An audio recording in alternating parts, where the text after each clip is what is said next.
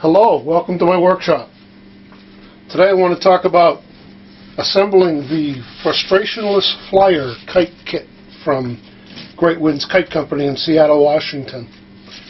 This is one of the easiest kites there is to make.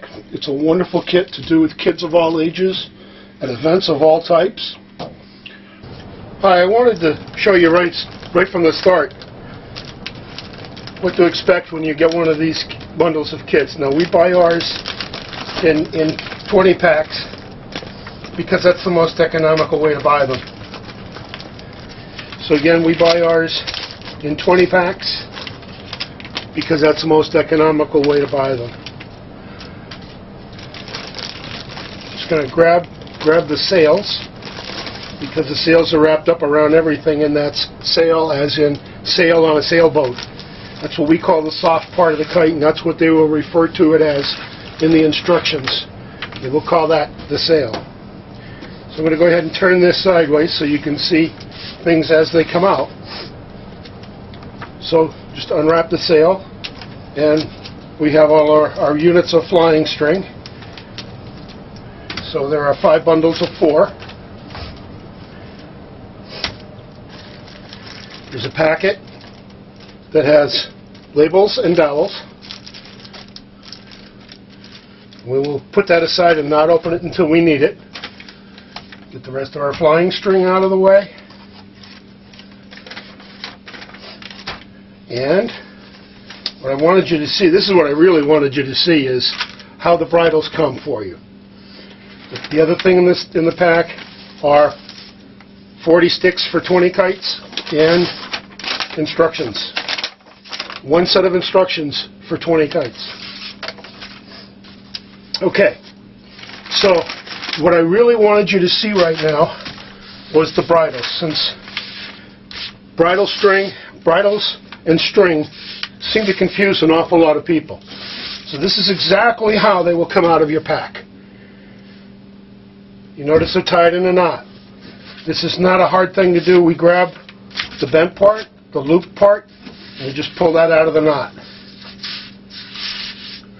Now, this is a part that some people have an issue with. And the thing is, you can look at this. These strings are 82 inches long, and you can either fight with them and make a bird's nest and try to pull them out one at a time, or what most experienced kiters do is they say, oh, look, a bundle of string. If I put a weight on one end, on the loose end, on the part with all the ends, if I just hold that end and grab one loop up here, see, it doesn't even matter that others are clinging to it. If I just grab one string right up here, I can slide one out. Just like that, no problem. So again, I'll cinch this end down so you can get a better view of what I'm trying to do. I'm just holding it near the ends, and I'm grabbing a loop. It doesn't matter which one, doesn't matter how many others come up with it. I hold the other end of the string, and it slides right out. No muss, no fuss, no tangles. Life is good. Okay, I just wanted you to see that. That's the easiest way to work with your bridles.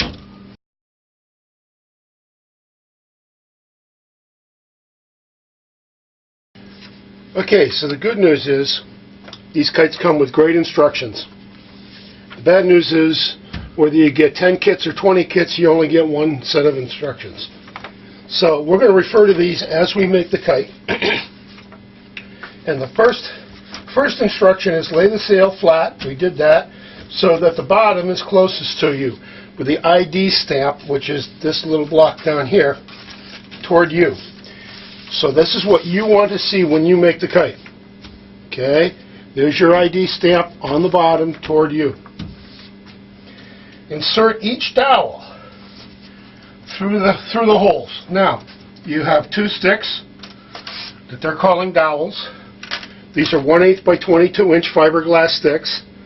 And I'll put the instructions down here. I'm not sure that it'll help or hinder, but this is what we're trying to do. We want to put the stick in the first hole and out the second hole. That's all there is to it. Now, we can be picky and fussy and And I'm trying to do it so you can see it, I'm sorry. We can be picky and fussy and get our sticks in exactly the right place, but actually that's what the holes do for us, so we really don't have to worry too much about that. Okay? So, we have our sticks in just like the instruction says. Now, the best part's coming up. To secure them, we use these labels. These are Tyvek labels. There's six of them on a sheet. One sheet does a kite. So I'm going to work on this end first. Hopefully you'll be able to see just what I'm doing. I peel off a label. Now we're going to want to work with it sticky side up, so I just like to stick it on the end of my finger like that.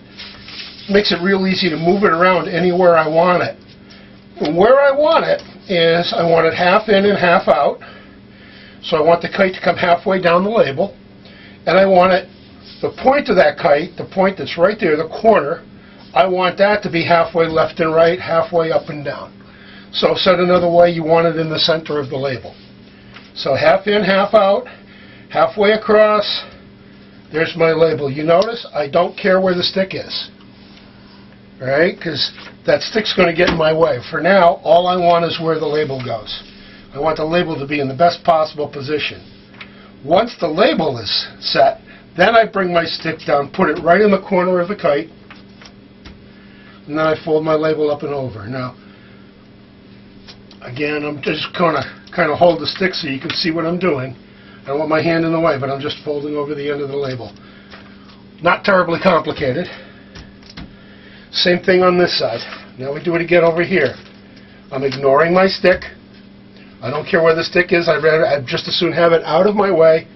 I put the label, the sticker, the tape, whatever you want to call it, on the end of my finger, sticky side up, and this way I can steer it anywhere I want. And again, I want my label half in, half out, and halfway side to side, so that the point of the kite, the corner of the kite, is in the center of the label. Once the label's set, then I can bring my stick in. Stick comes right to the corner of the kite. Again, I'm trying to do it so you can see it. And then up and over. Just fold the label over the end of the stick. So again, I will try to do these so you can see them. Peel off a label under the kite. Sticky side up. It's real easy to put it anywhere you want it. So you can see it. The only reason the holes are here are to make sure everybody gets the stick in the right place. That way you don't have to write 4 pages of instructions on where to put the stick. Okay, so I want this end to stay flat while I fold this one over. And again, I hope you can see what I'm doing. I'm just folding the label over. I know it's not terribly complicated, but... And here comes the last one. Same thing. Label, sticky side up. Trying to do it so you can see. I want it half in, half out, halfway in the corner of the kite, halfway across. Get the label set, fold it over. Again, trying to do it in a manner that you can see what I'm trying to do.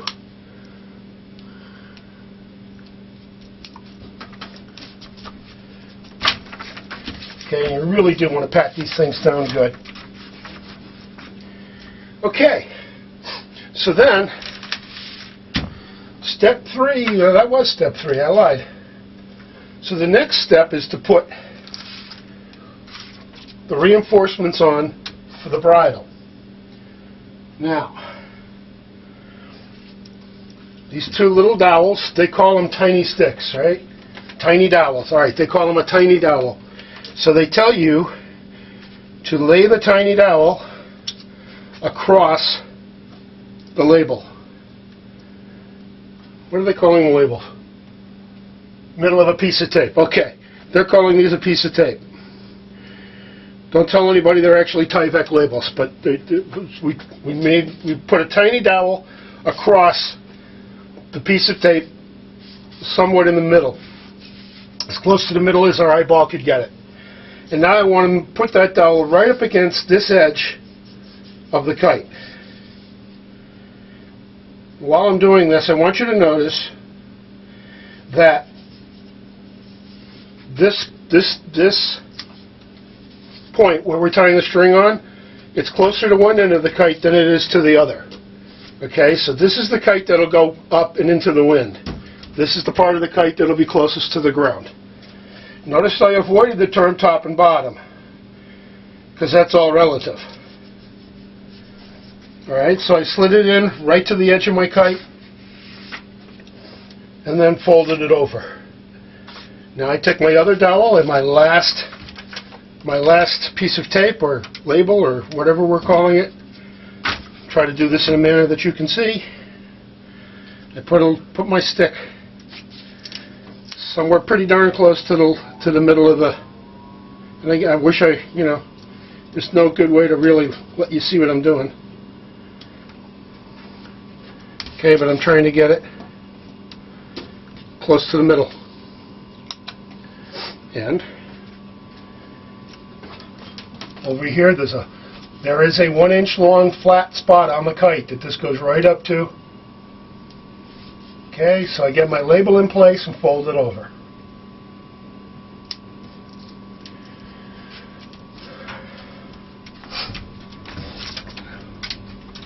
Now, you do need one tool that is not included with the kits, and that is a paper punch. Now, most people who make these, they'll punch one side, they'll punch the other side, and life is good. I'm a little anal. I'm a little picky. I want to match my edges as carefully as possible first. So I don't care about these guys, because we were pretty casual about how we put those sticks on. They may not be the same distance from these sticks. So I want to match up that edge, and then match up this edge, so my holes go in the same spot relative to the rest of the kite. I don't care about these guys. I care about this and this. So I get that where I want it. And see, they don't exactly match up. And that's fine, because the holes are what's important. So now I just put my hole punch on, and I get as close to the dowel as I can, and approximately halfway across the label I punch my holes. Now the reason I do it this way is I want the holes to be the same distance from this edge of the kite. That's the reason I do it that way. Most people don't. I will tell you, it will survive if you don't do that.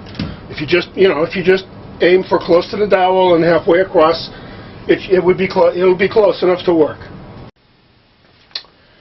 Alrighty. Now the good news is this is the last step. The bad news is it involves knots. So I wanted to try to demonstrate better the knots that we use to tie our bridle onto our kite. The first thing is to put a stop knot in the end of our string. For that we use an overhand knot, and the overhand is easy to find on the web. Okay, so in case I can't explain it here, check it out on the web, and you can see how to tie it there. But it's as simple as you bend the end back, go over our string, and then take the end of the string and bend it under to come through the loop. That's what we're trying to do. And that we cinch that tight, we get a stop knot on the end of our string. And this is to prevent it from slipping through when we tie it to our kite. So now, when I go to tie it onto the kite, and again, this is just for demonstration purposes, this is not what we would use for the bridle on our kite. Okay, I'm going to come over the string. Now this is a form of slip knot. Unfortunately, all the slip knots that you learn how to tie on the web are for fishing, and they're far more complicated than this. So this is a type of slip knot, but I'm just going to come around my string either way, and then I'm going to, with this loop that I have here, I am going to tie the same knot that we have. I'm going to do an overhand again, around and through, just like I did before. Around and through. And this way I've got a slip knot that'll cinch up close to the kite. The end will not come through because of that knot. And that's how we tie it onto our kite.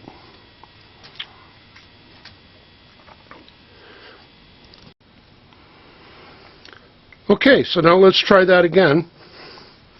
This time with the stuff we're actually going to use on the kite. So I have my string. I'm going to make my loop. Right? And I'm going to take my end and go. So this part of the string is on top, so I'm going to go under and through the loop. Around and through to make my overhand stop knot as close to the end as I can get it. Doesn't have to be perfect. Close to the end. Do it again on the other string. I hope I'm doing this so you can see it. So I make my loop. I cross my string on top. Cross my string on top. Go under, so I go around and through. Okay, I bring my end under to go around and through, and I cinch it up. Those are our overhand knots in the end of our string. So now I'm going to go into the kite. Doesn't matter which way I go through the hole. Doesn't matter. Okay, and I'm going to come down.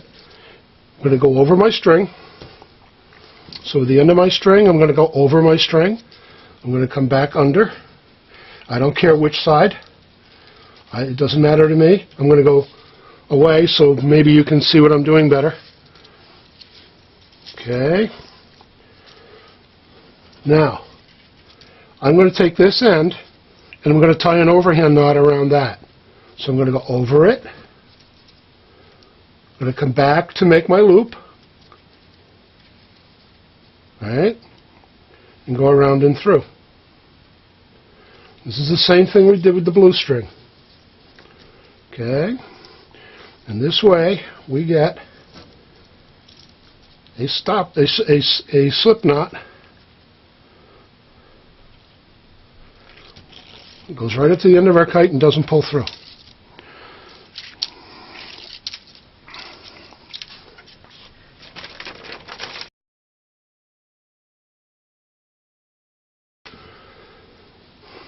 So I have my knotted end.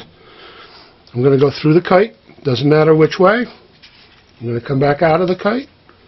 I'm going to take the end, put it across the top, lay it on top of my string, come back around to form a loop, and just for grins and giggles, I'll go the opposite way this time. And all I'm doing now is tying my overhand around and through.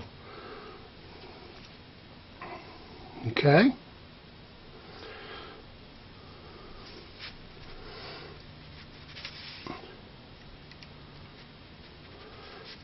And the idea is we want the knot, our first knot, just outside of our second knot. Okay? Now we've got a knot to the kite that'll stay put and not come out. Okay, so the good news is we only have one more knot to tie. Bad news is it's the most important knot on the entire kite. Remember back when we put the holes in, we very carefully matched up the edges. So that's what we're going to do again. We're going to very carefully match up our edges. Again, I don't care if these match up at all, because I want the kite to be the same, exactly the same on both sides.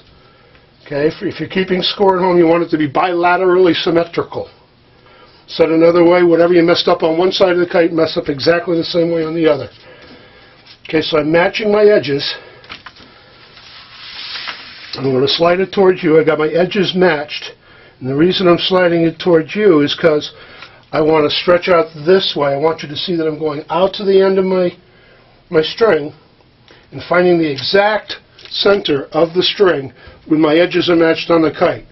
And when I do that, once I've done that, I'm going to, as close to the end as I can get, I'm going to tie that around and through knot again, the overhand, right next to the end of the string. Now, the reason you want to get it right in the center, if you're off center, the kite will tend to lean or spin towards the shorter string.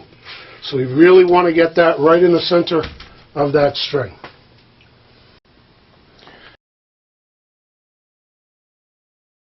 So we talked a little bit about the bridle on the kite. We wanted to make sure it stayed on the kite. But when we tie our flying string on, we kind of want that to stay on too. So I want to show you a trick that most kiters use on their strings, so it makes it very, very easy to get it on and get it off.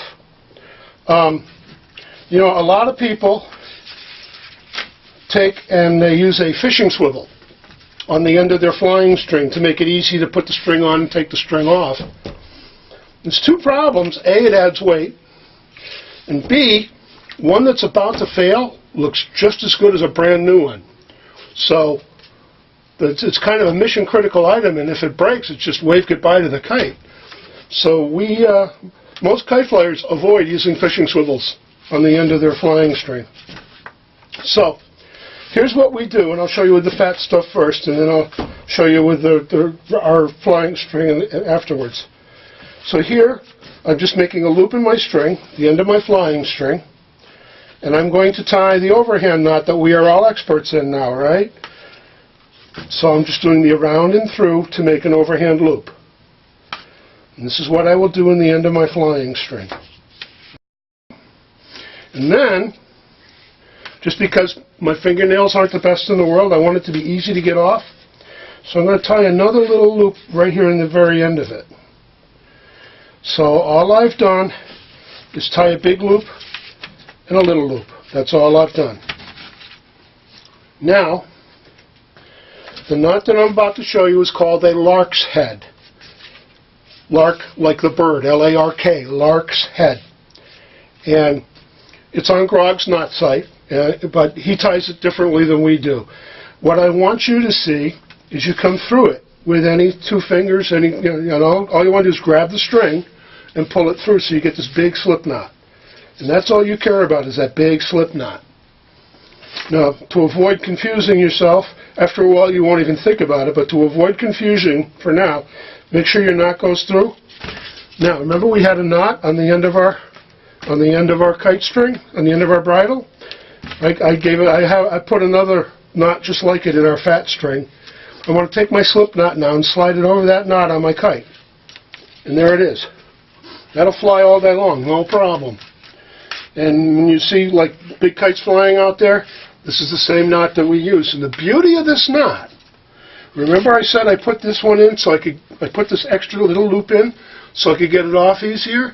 When it's time to take my string off, for any reason, like A, it's time to go home, or B, I'm terribly tangled with the person flying next to me, it's very easy to get my string off. What, you missed it? Okay.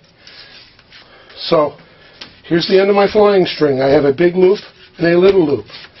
I will reach through my big loop and grab the string. So I pull it through and I get this slip knot. Alright? And I put my knot through it so I can, just to make it easier so I don't confuse myself. Alright? So I've still got this slip knot. The knot on my kite goes through that slip knot. So this is what happens when you're trying to show people. So again, after you've done this 1,000 times, you don't even begin to think about it. You just do it without even thinking. So I'm just grabbing the string and pulling it through to get my slip knot. And then because I can just grab that, it comes right off. So, having done that, let us do this. I have here a spool of string from Great Winds Kites, and I'm going to do the same thing. I'm just going to put a loop in the end of the string, tie my around and through, which is, wait for it, an overhand knot. Oh, thank you. It's an overhand knot. So I'm going to tie an overhand knot, my around and through, to make an overhand loop. And then I'm going to put a loop in the end of it, tying the same knot. So I have a release knot. That's all I've done. And again, now what I'm going to do to put it on the kite, I am going to reach through my big loop, grab the string, pull it through, and this is the part that I want right here. I put the knot for my kite through it. Okay, all right. Now here's an issue. We have two loops that look a lot alike, except the string is different. You'll see when you get up close and personal with this that the string is different, so I know if I pull this one, it'll come right off, like that. You must use this power only for good. All right, so again, I'm coming through my string, coming through my loop, grabbing my string, and you'll see us out there, if you see people out there that have been doing this for years, they don't even think twice. I mean, they're done it on the kite before I can say the words. So just, again, putting the knot on my kite through the loop, and there it is. So one last thing, I know you wanted to see this one more time. So again, I'm coming through my string, grabbing this, coming through my loop, through my loop, grabbing the string. It's on the kite, okay? I put the knot of the kite through the loop that I just made. Now, most kids are not going to remember that knot, so we don't emphasize them having to learn it. So to transport the kite, we have the kids wind it up till they get to the bridle of the kite, and then keep winding. You wind all the way up to the kite, just like that, and then just put the handles right on, and now you're ready to go. That's all there is. Nothing to rust, bust, collect dust, or smell bad in the summertime. There's your kite ready to go. Now, having said that, I will tell you, because you're the insiders, and you're watching this video, I will tell you that that's not how I do mine. I have kite bags full of kites, and I like to be able to just fly. So I do mine like this, and that way it takes a little bit longer to put it away, but now I'm ready to fly. I just grab this, find the knot, throw on my string,